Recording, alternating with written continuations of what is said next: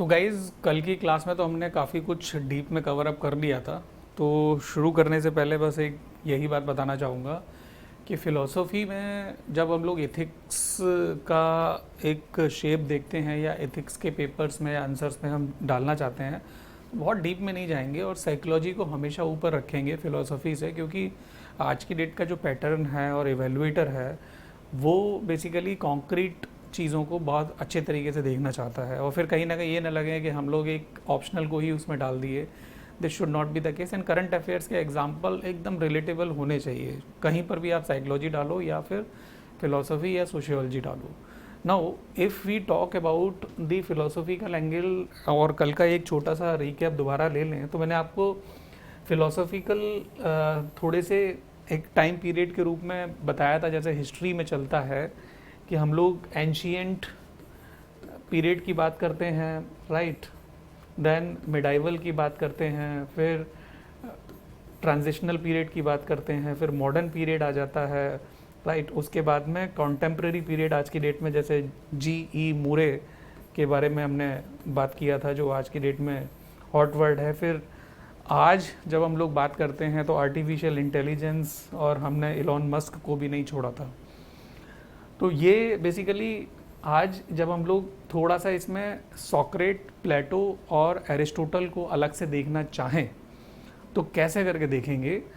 जब हम लोग एंशियंट टाइम की बात करते हैं, और इसमें मिडाइवल भी कभी कभी साथ में आ जाता है, तो सॉक्रेट के बारे में मैंने आपको यही बताया दैट सबसे ज़्यादा स्कॉलर्स में जो ख़राब दिखने वाले इंसान थे, काले से भद्दे से, वो सॉक्रेट ही थे। लेकिन सबसे ज़्यादा इंटेलेक्चुअल इंसान जो बातों में ही आपके अंदर के सारे बल्ब जला दें डिस्कोर्स से, बातचीत करके, उनका नाम था सॉक्रेट। और इनको बेसिकली उस वक्त का जो एथेनियन सोसाइटी थी, वेस्टर्न फ़िलोसफी जो है ना, वो बेसिकली यूरोपियन फ़िलोसफी में भी एथेनियन फ़िलोसफी से आता है। और वहाँ पर बेसिकली क्या था कि एथेंस और स्पार्टा जैसे दो अलग अलग लोग थे।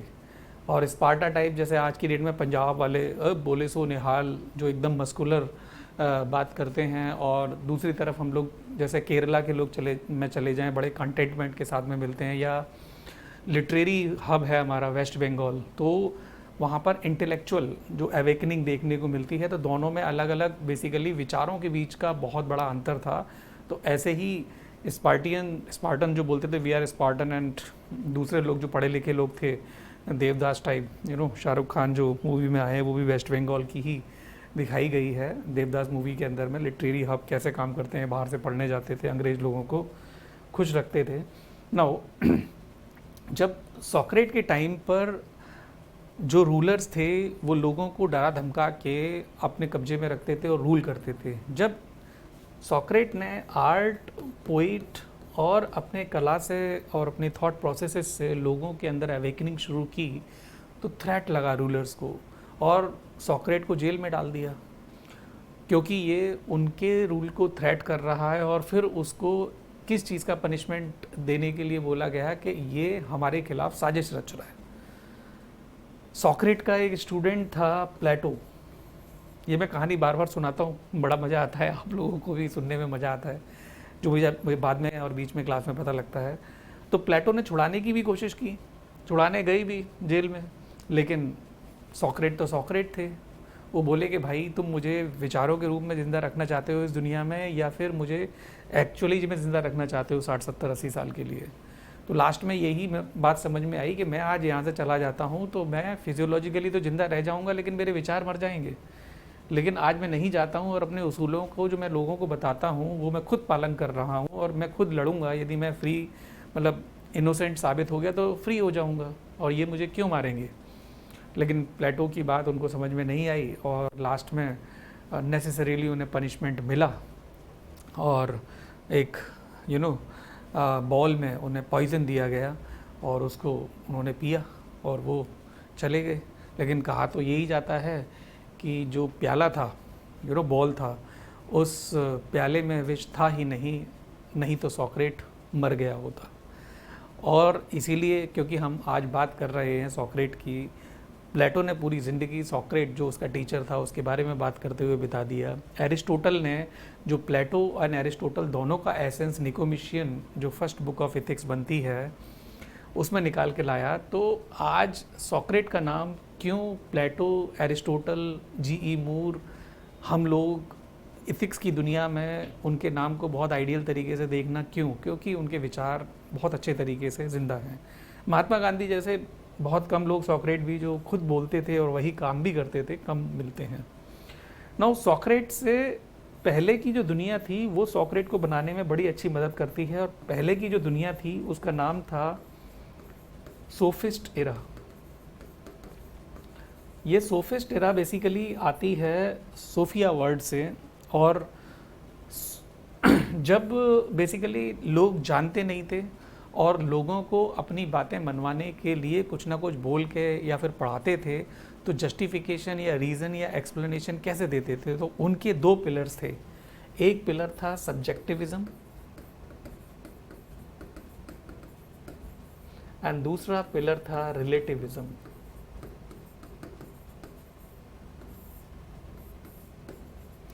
नाउ सब्जेक्टिविज्म में कोई भी चीज़ अपने ओपिनियन से उन्हें अपने स्टूडेंट को एक्सप्लेन करनी होती थी कि जलेबी आपको खाने में अच्छी लग रही है तो इसलिए वो हेल्दी है, और कोई ऐसा ट्रेस या प्रूफ नहीं है जो कि इसको गलत साबित कर पाए, और चीज़ें लोग मान लेते थे।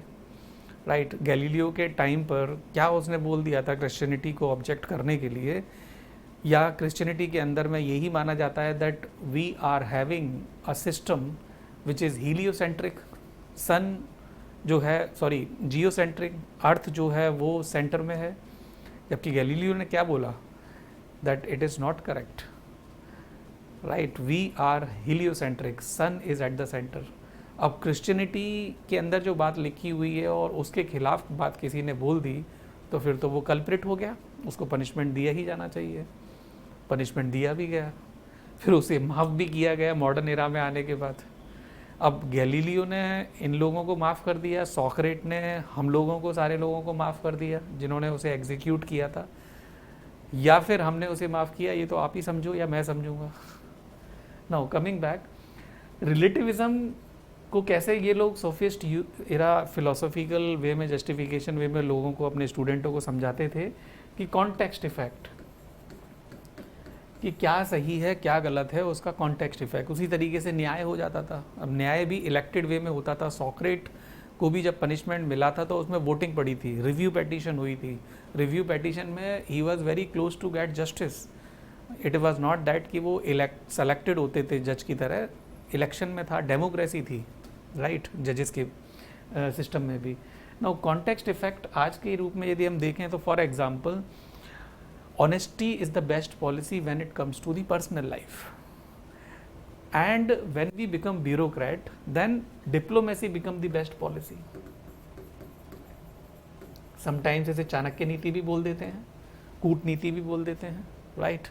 आज जब 25 तारीख है, 25 दिसंबर, और 31 की नाइट, कितने लोग झूठ बोल रहे होंगे मम्मी पापा से, आज ओल्ड राजेंद्र नगर में बैठे हुए हैं, है ना, सारे लोग, और पार्टीज़ मनानी है। हम लोगों को भी अभी आप क्या बोलोगे कि सर आज छुट्टी कर दो, ये है वो है, लेकिन आपके मम्मी पापा हों या हम हों, आप ही की उम्र से निकल के आए हैं, सब पता है मेरे को, ठीक है। तो नो बहाना, पढ़ना है, एग्ज़ाम निकलने के बाद में पेयरिंग करनी है मसूरी में जाके, उससे पहले तो इन किताबों के साथ में पेयरिंग कर लो, ज़िंदगी में अच्छी खासी पेयरिंग हो जाएगी, राइट। तो ये सब्जेक्टिविज़म एंड रिलेटिविज़म जो एब्स्ट्रैक्टिवनेस ऑब्जेक्टिविटी का उल्टा बन जाती है, इसको रेशनलाइज करने के लिए सबसे पहले यही माना जाता है relatively सॉक्रेट become a rationalist. Now ये एक इंस्टीट्यूशन जो सिखाने की है उसको हम कॉन्क्रेटाइज वे में लेकर नहीं आएंगे तो दिक्कत हो जाएगी। सॉक्रेट तो किसी को भी पकड़ लेते थे, बातचीत करते थे और उससे उनको इनलाइटनमेंट हो जाता था, लेकिन सॉक्रेट के रहते, क्योंकि वो अनटाइमली ख़त्म भी हो गए, उनका जो सपना था उनके स्टूडेंट प्लेटो ने पूरा किया, राइट। पहले तो सॉक्रेट की लगभग 2 या 3 पेज की लगभग 4,000 से ऊपर लगभग जो किताबें थी उसको कंपाइल करके 50 बुक्स में कन्वर्ट किया, और उनका नाम या तो रिपब्लिक की तरह या डायलॉग की तरह रख दिया, और एक वर्ल्ड ऑफ आइडिया बेसिकली दिया। और ये जो रेशनलिस्ट पर्सपेक्टिव प्लेटो ने, इस सोफिस्ट इरा से बना हुआ सॉक्रेट, जिसके केवल बातें प्लेटो को पता थी और कुछ 2-2, 3-3 पेज की छोटी छोटी पेपर्स थे उसके कंपाइल करके इसमें ढाला, तो ये हमें पता लगता है कि जिस जिस इंस्टीट्यूट को उसने खोला उसका नाम था एकेडमी। इंटरव्यू में भी अक्सर कर ये आता है, और आप ओल्ड राजेंद्र नगर में देखेंगे ये एकेडमी आईएएस, वो एकेडमी आईएएस। तो ये एकेडमी वर्ड बेसिकली प्लेटो की ही देन है। एकेडमी वर्ड प्लेटो ने खोला और सॉक्रेट जो उसके टीचर थे उनकी बातों को वहाँ पर पढ़ाता रहा। प्लेटो का एक स्टूडेंट था, या कहें कि सॉक्रेट के विचारों का स्टूडेंट था Aristotle. Now Aristotle was from a very aristocrat family. Father बहुत बड़े अच्छे मेडिसिन प्रैक्टिशनर थे, डॉक्टर थे, और बड़े बड़े मतलब जो उस वक्त के रईस लोग थे, राजा लोग थे, उनके घर में दवाइयाँ इन्हीं प्रिस्क्राइब करते थे। 18 साल की उम्र में जब प्लेटो से मिले तो इम्प्रेस होकर इन्हीं की तरफ चल पड़े, लेकिन विचारों में बेसिकली मतभेद तो हो ही जाता है, डिफरेंसेस तो आ ही जाते हैं जब दोनों इंटेलेक्चुअल हो। सबसे ब्राइट स्टूडेंट थे एरिस्टोटल। तो एरिस्टोटल ने भी एकेडमी की जगह एक इंस्टीट्यूशन खोली थी जिसका नाम मैं यहाँ ऊपर लिखता हूँ, रखा था उन्होंने लाइसियम।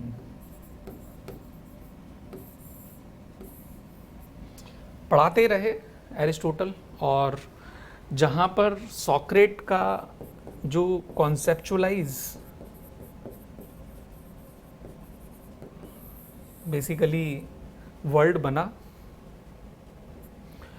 मतलब conceptualise means concept of concepts, right.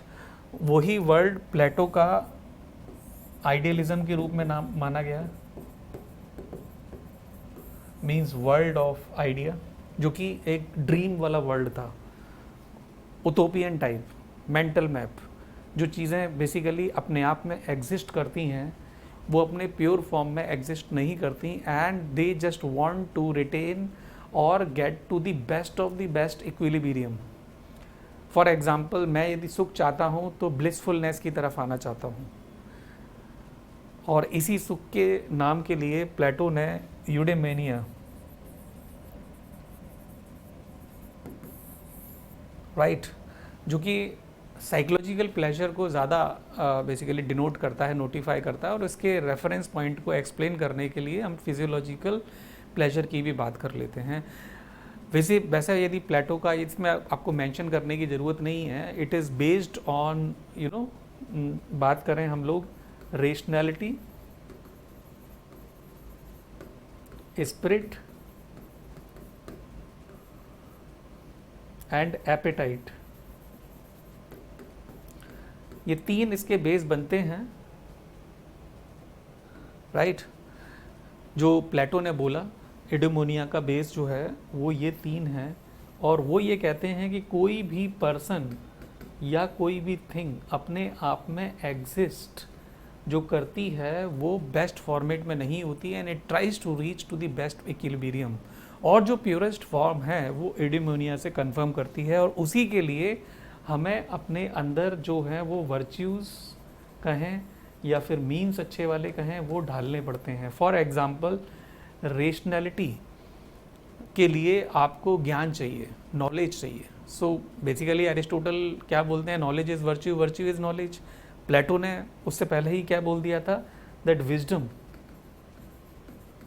जो है वो बहुत ज़्यादा ज़रूरी है, and wisdom is the virtue based on the rationality. ऐसे ही स्पिरिट का बेसिकली मतलब होता है फीलिंग से, जो भी आप सोचते हैं। तो जब हम लोग स्पिरिट की बात करते हैं तो हम लोग क्या बोलते हैं, करेज, वीर तुम बढ़े चलो, धीर तुम बढ़े चलो, राइट। एंड एपेटाइट, जैसे सूप पीते हैं खाने से पहले उसे एपेटाइज़र बोलते हैं, तो एपेटाइट भूख से निकल के आता है। अब ये वासना वाली भूख नहीं है यहाँ पे, ये भूख है मेरे इंटरेस्ट की। जैसे मुझे पढ़ाना अच्छा लगता है और मैं पढ़ाऊँ ना तो मेरी हेल्थ ख़राब हो जाएगी, मुझे कुछ अच्छा नहीं लगता, मतलब कलेश होने लगता है ज़िंदगी में, ओके। तो ये जो एपेटाइट है आपकी भी हो सकती है स्पोर्ट्स से रिलेटेड, आपके अंदर बेसिकली पावर, लोग कहते हैं ना मुझे पावर चाहिए, ऐसा नहीं है। आईएएस बनना बेसिकली आप अपने स्टेटस रिकॉग्निशन प्रूव करना चाहते हो अपने आप को, इसलिए भी बड़े बड़े ऑब्जेक्टिव्स एंड एम आप लेते हो। तो एपेटाइट जो है वो आपकी मेंटल कैपेसिटी स्ट्रेंथ से निकल के आती है, और ये बेसिकली एक बिजनेसमैन, हम सभी लोग बिजनेसमैन ही हैं लाइफ में, अपने आप को प्रूव करने के लिए लगे हुए हैं जिससे हमें प्रॉफिट हो, या तो वो साइकोलॉजिकल प्रॉफिट हो सक्सेस के रूप में, रैंक 1 आ जाए या जो भी है, या फिर हम लोग अच्छे खासे अपने आप को सेट कर लें जिसमें एक सैलरी अच्छी आए या प्रॉफिट हो, घर चले, राइट। गाड़ी अच्छी हो, घर अच्छा हो रहने का, कपड़े अच्छे हों, right. So this is what appetite we have, and इस एपेटाइट के लिए businessman we want to become, जो कि वर्ना सिस्टम से थोड़ा सा रिलेट होता है, राइट। शूद्र, वैश्य वगैरह, वैश्य जो है वो बिजनेसमैन में आ जाता है। सो विजडमफुलनेस, करेज एंड बिजनेस, ये 3 चीज़ें निकल के आती हैं, और ये जो विजडमफुलनेस है इसी का रूप जो है वो रूलर के रूप में प्लेटो ने निकाल के दिया था। Now ruler is the philosopher and philosopher is to be the ruler. This is coming from the wisdom virtue which is based on rationality factor, right. ये कहते हैं ना कि जो फिलोसोफर है वो किंग होना चाहिए या फिर किंग को फिलोसोफर बन जाना चाहिए। ये किसने बोला है? प्लेटो ने। एंड ये विजडमफुलनेस के लिए जो कि रेशनैलिटी के ऊपर बेस करती है virtue, that is the main basically take. Now जब हम लोग प्लेटो से एरिस्टोटल की तरफ आ जाते हैं, तो एरिस्टोटल ने जो निकोमेशियन फर्स्ट बुक ऑफ इथिक्स लिखा, तो इसके अंदर में इन्होंने वर्च्यू इथिक्स की बात की थी, राइट। वर्च्यू इथिक्स की बात की थी। आजकल मिटाने की ज़रूरत नहीं होती है, ऊपर खिसकाओ तो ख़त्म हो जाता है। खिसकाने के बजाय मैं इसको ना छोटा कर देता हूँ, so that you are able to see the small version of it, okay. So Aristotle ने जो वर्च्यू इथिक्स की बात की, वो बेसिकली वर्च्यू इथिक्स एक रेशनल पर्सपेक्टिव, एरिस्टोटल जो कि फर्स्ट साइंटिस्ट कंसीडर किए जाते हैं, कैसे आपके अंदर इनबिल्ट होती है। सबसे पहले तो एरिस्टोटल ने वर्च्यू के बारे में एक बात ये बोली कि ये रिजल्ट है एक हैबिचुअल पैटर्न का, जो कि आप रिपीटेटिव वे में करते हो और वो सेट हो जाती है आपके अंदर, आदत आ जाती है। जैसे गाड़ी चला रहे हैं तो वो आदत आ गई, तो बार बार किसी अच्छी चीज़ को करते हैं तो it become part of our pattern of behaviour, thought process, तो वो कैरेक्टर का पार्ट बन जाती है। और जो कैरेक्टर का पार्ट होता है वो स्टेबल होता है। क्या होता है? वो स्टेबल हो जाता है। So it is showing what is called as stable mental map. आज की डेट में जब आप किसी भी दोस्त से मिलते हो, उससे पता है कि आपका दोस्त लड़ाकू है या बहुत कंटेंटेड है, पढ़ने वाला है, मतलब एक रिपीटेटिव वे में पता चल जाता है ये नेक्स्ट क्या करेगा, यदि ये आप 6 महीने से या 1 साल तक हो साथ में। This is what personality. So personality के बारे में जब बेसिकली एरिस्टोटल बात करते हैं तो वो यही कहते हैं कि वर्च्यू जो है यदि हैबिचुअल पैटर्न में आ जाती है तो वो क्या हो जाता है कि लगभग परमानेंट हो जाती है। Now if we talk about the next thing which is relatable to the Socrates as well as the Aristotle's life, I tell you प्लेटो की ज़िंदगी में बहुत कुछ जो था ना वो ड्रीमफुल था, राइट। और एरिस्टोटल की ज़िंदगी में प्लेटो को पहले लिख लेता हूँ। प्लेटो की ज़िंदगी में थे ड्रीम्स, और एरिस्टोटल की ज़िंदगी में थी साइंस। एरिस्टोटल भी जिंदा था जब सॉक्रेट को एग्जीक्यूट किया गया और उसको बड़ा लेसन मिला। वो एरिस्टोटल को भी एग्जीक्यूट करने वाले थे कहीं ना कहीं, लेकिन he escaped from his wrong way of execution और रॉन्ग एग्जीक्यूशन। एंड एरिस्टोटल को ऊपर वाले ने इसलिए ज़िंदा रखा कि वो एक फर्स्ट बुक ऑफ इथिक्स को निकाल के जाए और वर्च्यू इथिक्स को एस्टेब्लिश करके जाए। एरिस्टोटल बेसिकली हमारे यहाँ पर आज की डेट में जब गांधीयन थॉट को हम देखते हैं या डॉक्टर कलाम के थॉट को हम देखते हैं तो हमें थोड़ा सा एरिस्टोटल का व्यू नज़र आता है। उसी तरीके से जैसे गीता को जब हम पढ़ते हैं तो हमें बेसिकली कैंथ पर्सपेक्टिव नज़र आता है। कैंथ पर्सपेक्टिव मैंने यहाँ पे इसलिए आपको डालने की कोशिश की है क्योंकि एक नया point of view Aristotle and Kant का निकल के आएगा जो मैं अभी बताने वाला हूँ। तो एरिस्टोटल का जो आइडिया था साइंस से निकल के आया वो था वर्च्यू इथिक्स के रूप में, एंड प्लेटो का जो आइडिया था वो आइडियलिज्म के रूप में था, एंड उससे पहले जो सॉक्रेट थे वो कॉन्सेप्चुअलिज्म थे। सॉक्रेट की रेशनैलिटी उतनी नहीं थी जितनी प्लेटो की थी, और प्लेटो की जितनी रेशनैलिटी नहीं थी उससे ज़्यादा एरिस्टोटल की थी यदि हम लोग कंपेयर करें। इन्होंने एकेडमी खोल लिया था और इन्होंने लाइजियम खोल लिया था। एकेडमी बेसिकली इलीट बच्चों के लिए था और लाइजियम जो था वो ओपन स्कूल ऑफ थॉट था। जैसे यहाँ पे स्कूल ऑफ ओपन लर्निंग में जब आप विश्वविद्यालय मेट्रो स्टेशन के पास जाएंगे तो मुखर्जी नगर के पास में है। तो ये बेसिकली, और मैं भी बता दूं जनवरी में कई सारे फॉर्म्स आते हैं, यदि आप एग्ज़ाम सेकंड थर्ड अटेम्प्ट में है तो कुछ ना कुछ फॉर्म डाल दो, साल भी बेकार नहीं होगा। Right, so this is how the thing is. जब पैसे भी नहीं हैं और किसी भी उम्र के आप पढ़ना चाहते हो इथिक्स को तो आप लाइजियम में एडमिट हो जाओ। पैसे बहुत सारे हैं, अच्छे खासे आप फैमिली से बिलोंग करते हो तो एकेडमी में आ जाओ। इसी से मुझे याद आता है कि आज की डेट में जब बेसिकली कई सारे इंसिडेंट हो गए हैं और बहुत कुछ चल रहा है, मैं एक बात याद दिला दूं दोस्तों, that I have worked in all the big names that you are seeing or you are thinking to take admission because your father and mother they are having 2 lakh rupees 3 lakh rupees and you are having money to afford a lifestyle in old Rajendra Nagar, जिसमें एक साल में 30,000 रुपये per month के हिसाब से या 20,000 रुपये मिनिमम भी मान लें तो 2.5-3 लाख रुपए खर्च हो जाते हैं। तो ये 6 to 7 लाख रुपीज़ जो एक साल का एफेयर फर्स्ट ईयर में होता है क्लासेस के साथ में, मैंने एक बात ठान ली है कि जब मैंने इन एकेडमीज़ में काम कर लिया, पैसे मुझे बहुत अच्छे खासे मिले जिससे फैमिली का सारा कुछ सेट हो गया, लेकिन अब मुझे ऐसा लगता है कि इस कोर्सेज़ को जो मुझे एटलीस्ट आता है, चाहे वो पॉलिटी हो या एथिक्स हो या करंट अफेयर्स हो या ऐसे हो या पब्लिक एडमिनिस्ट्रेशन हो, एफोर्डेबल बनाने की ज़रूरत है। एफोर्डेबल इन द सेंस कि फॉर द फैक्ट कि it is expensive, for the fact that I am expensive for the courses that I am creating, you are not able to take admission and you are just trying to have other leeways कि मेरे को कोई दोस्त मिल जाए मैं share कर लूँ उससे। ऐसा नहीं होना चाहिए। Either I should keep it free, which is actually not possible to, because I need to filter out non-serious people also. I will like to keep it as minimum as possible, maybe 500 rupees, 100 rupees, 250 rupees जो team के हिसाब से decide होगा, may be 1000 rupees। इसका मतलब ये है कि जहाँ मैं पढ़ाता था और मेरे लिए कोई मॉड्यूल में 15 से 20-25 हज़ार रुपये लिए जाते थे, आज की डेट में भी 25,000 रुपये एथिक्स के मॉड्यूल के चलते हैं। मेरा मानना यह है कि 25,000 रुपये के बजाय यदि मैं अपने मॉड्यूल की फ़ीस 2500 रुपीज़ रख दूँ, मीन्स 1/10 कर दूँ, तो ये इफ़ेक्ट कितने और 9 बच्चों के पास पहुँच जाता है जिनके पास पैसे नहीं हैं।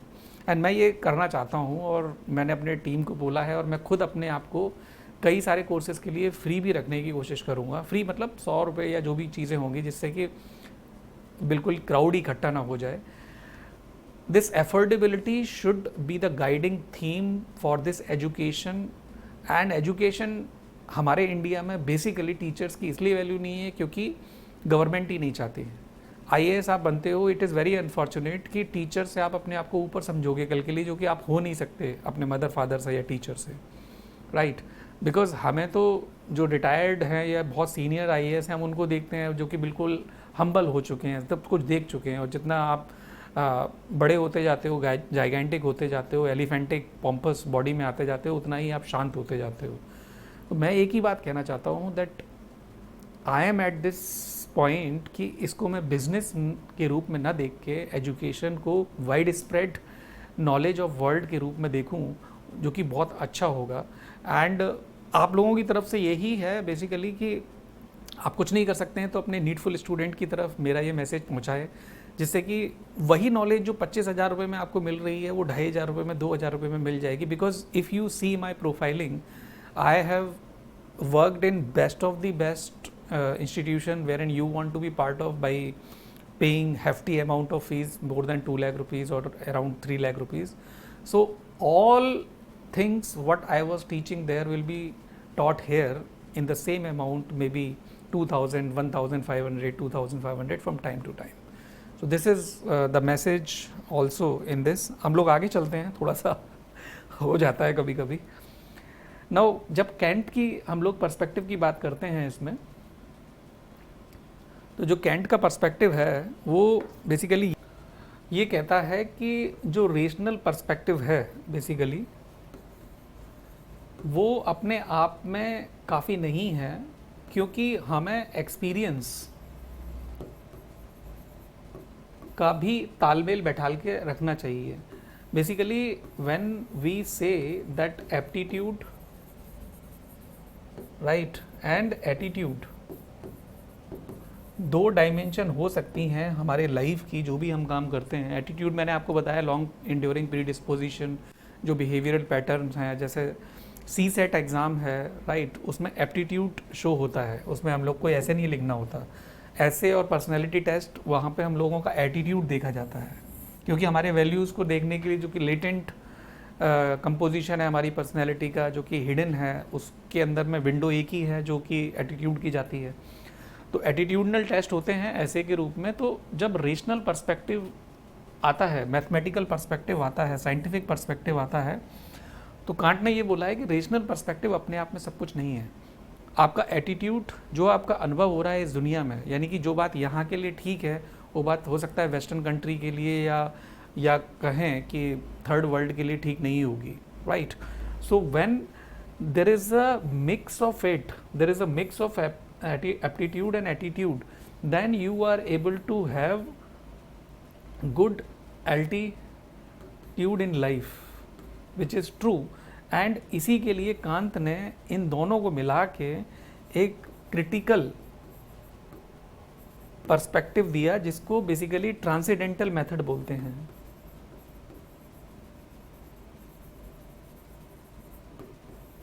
Right, transcendental method was given by Immanuel Kant. और यदि मैं आपको इसे और अच्छे तरीके से समझाना चाहूँ तो आपने स्पाइडरमैन देखा होगा, राइट। तो स्पाइडरमैन अपने अंदर से क्या निकालता है, जाला निकालता है। तो वो क्या है कि जाला उसने खाया तो है नहीं, जाला निकल रहा है। आपने गाय हमारी माता है, हमको कुछ नहीं आता है, देखा होगा। तो गाय दूध निकालती है लेकिन खाती भूसा है, ओके। सो कहने का मतलब क्या है कि अपने अंदर ही हमारे कुछ विचार हैं जो हमने सिंथेसाइज किए और फॉर द फर्स्ट टाइम निकल के आया। ये लाइट किसी ने देखी नहीं थी, लेकिन पहली बार किसी ने सोचा और बिजली बन गई। पहिया किसी ने देखा नहीं था, पहिया बन गया। स्टीम की ताकत किसी को समझ में नहीं आ रही थी, लेकिन किसी ने देखा ढक्कन क्यों उठ रहा है और वो इंजन बन गया, राइट, रेल का, स्टीम पे चलने वाला। तो ये जो अंदर की जो प्रोसेस है, और एप्टीट्यूड और एटीट्यूड को यदि हम लोग कनेक्ट करें तो क्या शो होता है, यदि हम अंदर से ही अपने थॉट प्रोसेस को, अपनी मेंटल स्ट्रेंथ को कनेक्ट करके एक नई चीज़ को जन्म देते हैं, तो ये हमारा एप्टीट्यूड शो करता है। और आज की डेट में नोवेलिटी वर्ल्ड, जो कि चाहे इंटेलिजेंस को शो करवा लो या फिर इंटेलेक्चुअल को शो करवा लो, तो ये वर्ड जो है वो अंदर का स्पाइडरमैन के रूप में निकल के आता है। दूसरा क्या होता है कि हम लोगों ने बाहर की दुनिया देखी और उसको प्रोसेस किया और उसी से कुछ ले लिया और उसी का एक नया रूप बना के हमने निकाल के दे दिया। For example the Honey, money है तो हनी है, Honey you will become as a life partner of someone. So convenience is the factor which is facilitated by a lot of money. This honey is made, or you may say the processed or produced by bee. मधुमक्खी जो है वो बाहर से raw material लेती है, उसे process करती है और हनी के रूप में बना देती है, अपने अंदर से नहीं निकालती, लेकिन ये अपने अंदर से निकलता है। इसका मतलब ये है कि एक्सपीरियंसेस जो होते जाते हैं उससे आपको चीज़ें नई नई निकल के आती हैं। For example apartheid, Gandhi ji भी लड़े, नेल्सन मंडेला भी लड़े, काले हैं तो क्या हुआ दिल वाले हैं, लेकिन काले रंग से आपको धोखा नहीं मिला और इस गोरे रंग में जो है वो बड़ा धोखा छुपा हुआ है। तो एक्सपीरियंसेस आपको यदि गोरे रंग से होता जाता है तो कहीं ना कहीं you fail in love with the black colour, and black is the beauty.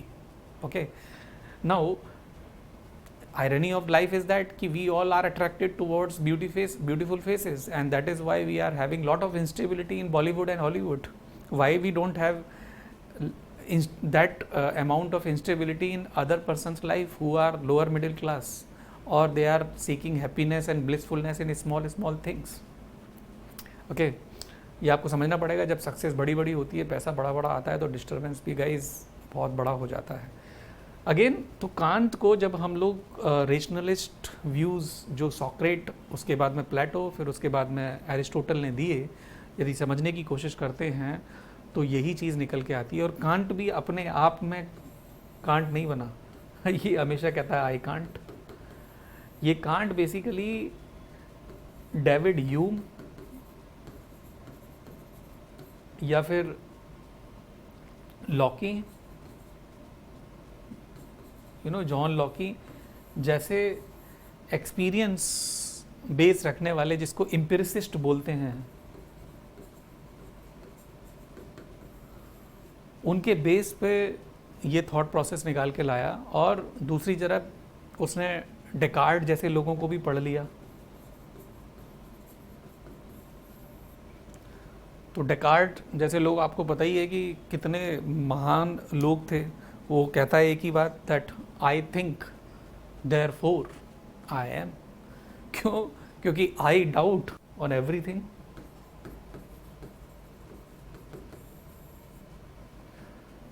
I doubt on everything, then who doubt in last? Me. And me is there in this world or not? Last में he had to believe that yes, I word is beyond any doubt that I exist, and that is why, because I think, therefore I am. And Kant is saying, I don't know, and you don't know that I don't know, and you also don't know that you don't know. We both don't know, then what to know? You understood what I am saying? We have started things from the ancient era wherein we talked about Socrates, and Socrates जो बना था वो बना subjectivism and relativism of sophist era, जो कि ऐसे ही दकिया सुनी बातों में लोगों को गाइड करते थे, क्योंकि बहुत कोई ऑब्जेक्टिविटी थी नहीं। फिर सॉक्रेट एक रिलेटिवली रेशनलिस्ट के रूप में निकल के आए, जो कि बातों के रूप में लोगों को बताए, लेकिन रूलर्स जो उस वक्त के थे उन्होंने उनको एग्जीक्यूट कर दिया रॉन्गफुली। थैंकफुली प्लेटो जिंदा थे, उन्होंने उनकी 4000 से लगभग जो किताबें थी छोटी छोटी, उसको रिपब्लिक, डायलॉग जैसी किताबों में तब्दील किया, एकेडमी खोली जिससे लोगों को रेशनलिस्ट पर्सपेक्टिव फिलोसफी का दिया जा सके। राइट, इडियोमोनिया के बारे में बताया कि ब्लिसफुलनेस क्या होती है। प्लेटो के स्टूडेंट बने सॉक्रेट, जो कि अच्छी फैमिली से आते थे, और उन्होंने उन्हीं 50 किताबों को और भी रेशनलिस्टिक पर्सपेक्टिव दिया, क्योंकि एक साइंटिस्ट ओरिएंटेशन रखते थे, और फर्स्ट बुक ऑफ एथिक्स निकाली जिसका नाम रखा निकोमिशियन। राइट, एंड बेसिकली रेशनैलिटी या फिर स्पिरिटेडनेस या फिर एपेटाइटनेस जैसी चीज़ें जो कि कंट्रोल करनी होती हैं, उसके लिए हमें वर्च्यू रखनी है। वर्च्यू कौन कौन सी? रेशनैलिटी के लिए विजडमफुलनेस रखना है, जो कि रूलर्स रखते हैं। स्पिरिटनेस जो कि बेसिकली फीलिंग्स को शो करती है, उसके लिए करेज रखना है। एपेटाइट जो कि भूख है, जो कि बेसिकली ग्रीड को शो करती है, उसको कंट्रोल करने के लिए बिजनेस ओरिएंटेशन रखनी है, जिससे रेगुलेशन में आ सके। पंखा 1 नंबर पे चलाना है या 4 नंबर पे चलाना है, तेज़ चलना है, कम चलना है, ज़्यादा चाहिए, कम चाहिए, राइट। तो ये चीज़ें जो हैं वो प्लेटो ने बताई, और इसी चीज़ की कैटेगराइजेशन एरिस्टोटल ने कर दी विजडमफुलनेस में एंड नॉन विजडमफुलनेस में, जिसमें वॉलंटरी एक्शन आ गया, नॉन वॉलंटरी एक्शन आ गया। वॉलंटरी एक्शंस तो बेसिकली जब हम लोग वॉशरूम जाते हैं, it is a controlled basically involuntary action, जिसको हमने सीखा है बचपन में, तो कभी भी हो जाता था, फिर हमने धीरे धीरे टॉयलेट ट्रेनिंग हुई तब हमें सीखा। तो जो नॉन वॉलंटरी एक्शन है, जैसे हमारा पेशेंस है, हमारी सेरेनिटी है, राइट, हमारी स्टेबल मेंटल स्टेट है, हमारा जो कैरेक्टरिस्टिक्स हैं, हमारी पर्सनैलिटी है, these are non basically wisdomful thing जो हमारे अंदर में रहनी चाहिए। So this are were the 2 categories जो निकोमिशियन इनकी जो बुक है उसमें काफ़ी रिफ्लेक्टिव है। एंड कांत जो है वो बेसिकली बाद में इनसे निकल के आते हैं, जब हम लोग काफ़ी सारे जो यू में से ट्रांजिशनल फेज़ की बात करते हैं, थॉमस हॉब के बाद की बातें करते हैं, तो ये कहते हैं कि रेशनलिस्टिक पर्सपेक्टिव के साथ में एक्सपीरियंस बेस भी होना बहुत ज़रूरी है, जो डेविड ह्यूम या जॉन लॉके ने बताया। बेसिकली डेकार्ट जो कि रेशनलिस्ट पर्सपेक्टिव में आते हैं, वो कहते हैं कि I think therefore I am, because I doubt वाली फिलॉसफी थी उनकी, उसी से चीज़ें ज्ञान का वर्ड निकालते थे। एक्सपीरियंस बेस को रखने वाले जो थे वो अपने कहते हैं कि बाहर से देखी, डिस्क्राइब किया, उसी से सीखा बना। लेकिन कांत ये कहते हैं गीता की तरह कि इन दोनों का तालमेल बैठा लो, एप्टीट्यूड एटीट्यूड का तालमेल बैठा लो, एंड एक नया पर्सपेक्टिव बनाओ, एक नई डिस्कवरी का मेथड बनाओ, जिसका नाम ट्रांसेंडेंटल रखो। क्रिटिकल वे में जाओ, क्रिटिसाइज़ करो, चीज़ें निकल के अपने आप से आ जाएंगी, धूल हट जाएगी। ओके, कांत को गीता के साथ में भी हमने कनेक्ट करने की कोशिश की, और काफ़ी कुछ बात हो गई आज गाइस। थोड़ा सा एक हम लोग क्वेश्चन और देखने की कोशिश करते हैं, क्या छुट्टी कर दें? 25 तारीख में लोग बाहर डीजे लगा के नाच रहे हैं, तो आपको भी मन कर रहा है नाचने का। ठीक है, चलो एंजॉय करो आप लोग, राइट। C you tomorrow. और 2 दिन के बाद में हम लोग फिर छुट्टी कर देंगे। आपकी 31st की नाइट आप आराम से मनाना, मैं भी मना लूँगा, और आप लोगों में से किसी ने बुलाया तो हम लोग साथ साथ में भी नाच लेंगे, ठीक है। Bye bye till then, see you tomorrow. जय हिंद।